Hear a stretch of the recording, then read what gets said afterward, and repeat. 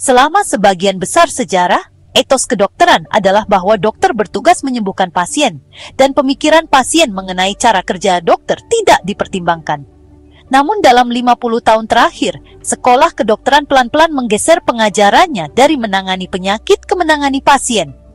Itu berarti seorang dokter harus menjelaskan beberapa pilihan penanganan, kemudian membiarkan pasien memutuskan jalan terbaik ke depan. Tren itu sebagian didorong oleh hukum perlindungan pasien yang berargumen bahwa pasien punya berbagai pandangan mengenai apa yang layak dalam pengobatan. Jadi kepercayaan mereka harus dipertimbangkan.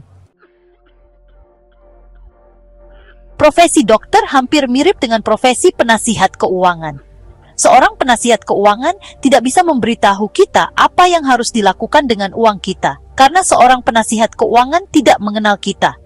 Penasihat keuangan tidak tahu apa yang kita inginkan, tidak tahu kapan kita menginginkannya, dan mengapa kita menginginkannya. Jadi, seorang penasihat keuangan tidak akan memberitahu kita apa yang harus terus dilakukan dengan uang kita.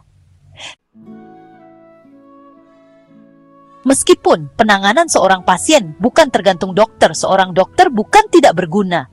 Mereka punya pengetahuan, mereka tahu kemungkinan, mereka tahu apa yang bisa ampuh. Bahkan jika pasien mencapai kesimpulan beda mengenai jenis penanganan yang tepat untuk pasien. Penasihat keuangan juga begitu.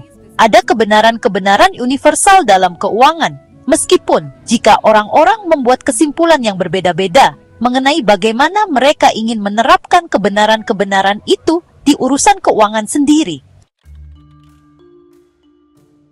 Dengan pertimbangan itu, berikut beberapa saran singkat yang bisa membantu kita membuat keputusan yang lebih baik dengan uang kita. 1. Bersikap rendah hati ketika keadaan baik dan bersikap menerima ketika keadaan buruk. Karena keadaan tidak pernah sebaik atau seburuk kelihatannya, dan karena dunia ini besar dan kompleks, keberuntungan dan risiko sama-sama nyata dan sulit dikenali. Ingat itu, bila menilai diri sendiri dan orang lain. Hormati kekuatan keberuntungan dan risiko, dan kita akan lebih bisa fokus ke hal-hal yang kita bisa benar-benar kendalikan. Kita juga akan punya peluang lebih besar menemukan teladan yang lebih tepat. 2. Kurangi ego. Menabung adalah membedakan antara ego dan pendapatan, dan kekayaan adalah apa yang kita tidak lihat. Jadi, kekayaan diciptakan dengan menekan pembelanjaan hari ini agar bisa punya lebih banyak barang atau pilihan pada masa depan. Tidak peduli sebanyak apa pendapatan kita tidak akan pernah membangun kekayaan, kecuali kita bisa membatasi keasikan yang kita bisa dapatkan dengan uang kita sekarang, hari ini. 3. Kelola uang kita dalam cara yang membuat kita bisa tidur pada malam hari. Itu beda dengan berkata, kita harus berusaha mendapat hasil tertinggi atau menabung beberapa persen pendapatan kita. Beberapa orang tidak bisa tidur, kecuali kalau sudah mendapat hasil tertinggi. Dan yang lain hanya bisa akan nyenyak jika investasinya aman. Tiap orang beda. Namun, patokan apa ini membuat saya bisa tidur? Adalah pedoman universal untuk segala keputusan keuangan. 4. Jika kita ingin mendapat hasil lebih baik sebagai investor, hal paling dahsyat yang kita bisa lakukan adalah memperpanjang cakrawala waktu. Waktu adalah kekuatan terbesar dalam investasi. Waktu membuat hal-hal kecil tumbuh besar dan kesalahan besar memudar. Waktu tidak bisa menetralkan keberuntungan dan risiko, tapi akan mendorong hasil mendekati apa yang layak didapat orang. 5. Santai saja dengan banyak kesalahan. Anda bisa keliru dalam setengah dari semua kesempatan dan tetap untung, karena segelintir hal akan bertanggung jawab atas mayoritas hasil. Tidak peduli apa yang kita lakukan dengan uang kita seharusnya santai dengan banyak hal yang tidak berjalan. Begitulah dunia. Jadi, kita harus selalu mengukur bagaimana hasil kita dengan melihat portofolio secara utuh, bukan satu persatu investasi.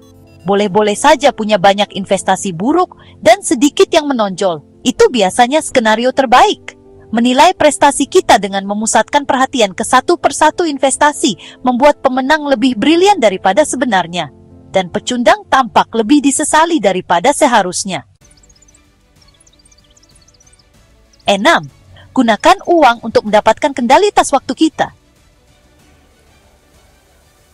Tidak punya kendali atas waktu kita adalah pengurang kebahagiaan yang universal dan kuat. Kemampuan melakukan apa yang kita inginkan ketika kita mau, dengan siapa yang kita hendaki, selama kita bisa, memberi dividen tertinggi yang ada dalam keuangan. 7. Jadilah lebih baik hati, jangan pamer. Tidak ada yang terkesan dengan harta kita melebihi kita sendiri. Boleh jadi kita berpikir kita ingin mobil mewah dan arloji mahal. Namun kita barangkali sebenarnya hanya menginginkan rasa hormat dan kekaguman. Padahal kita akan lebih mungkin mendapatkannya melalui sifat baik dan rendah hati ketimbang mobil mewah. 8. Menabung saja. Tidak perlu alasan khusus untuk menabung. Boleh saja menabung untuk membeli mobil, atau uang muka rumah, atau keadaan darurat medis.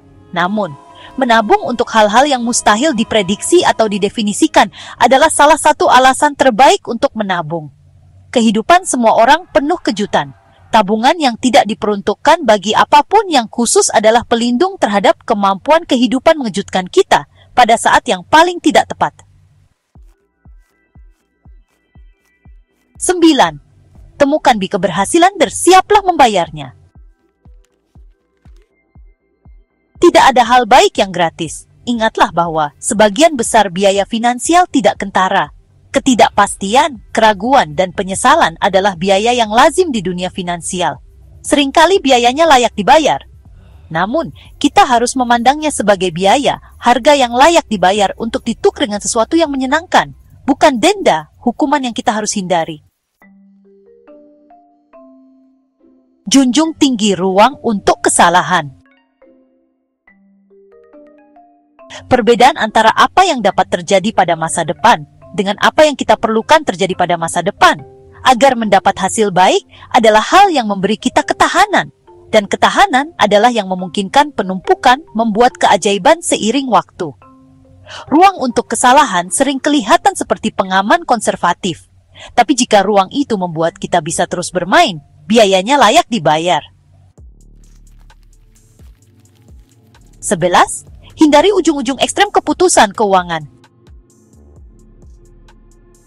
Tujuan dan hasrat tiap orang akan berubah seiring waktu, dan makin ekstrem keputusan kita pada masa lalu, makin besar penyesalan kita ketika kita berkembang. 12. Sebaiknya kita suka risiko karena sering ada imbalannya. Namun, kita harus paranoid dengan risiko yang merusak, karena itu akan membuat kita tidak bisa mengambil risiko masa depan yang ada imbalannya. Tidkentes, jika ekikonvenese. Pastikan tindakan kita tidak dipengaruhi orang yang permainannya beda. 14. Ketidakrapian. Orang-orang cerdas, berpengetahuan, dan masuk akal bisa tidak bersepakat dalam keuangan karena orang punya tujuan dan keinginan yang berbeda-beda. Tidak ada satu jawaban yang benar, tetapi hanya ada jawaban yang ampuh bagi kita. Untuk mendapatkan buku The Psychology of Money, karya Morgan Housel, klik tautan pada deskripsi video ini untuk melakukan pembelian secara online di bellbook.com. Bellbook.com adalah toko buku online yang sudah berdiri sejak tahun 2009 dan melayani pengiriman ke seluruh wilayah di Indonesia.